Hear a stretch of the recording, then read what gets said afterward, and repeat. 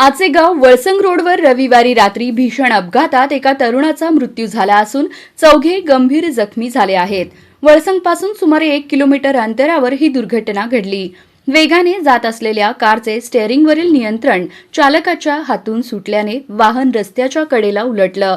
या अपघातात पंकज शिवानंद लोहार वय 25 राहणार मैंदर्गी तालुका अक्कलकोट याचा मृत्यू झाला.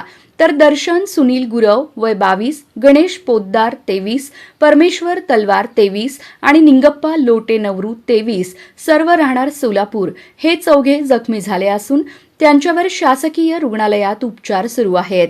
मिळालेल्या माहितीनुसार सर्वजण रविवारी आचेगाव येथे लग्न समारंभाला उपस्थित होते. समारंभ आटोपून ते रात्री सुमारे 11 वाजता मारुती स्विफ्ट कारने वळसंगच्या दिशेने निघाले होते. दरम्यान कारचा ताबा सुटल्याने ती उलटली आणि सर्वजण जखमी झाले. रुग्णालयात दाखल केल्यावर पंकज लोहार याचा मृत्यू झाल्याचे डॉक्टरांनी सांगितले. या प्रकरणी वळसंग पोलीस ठाण्यात अपघाताची नोंद करण्यात आली असून पुढील तपास सुरू आहे.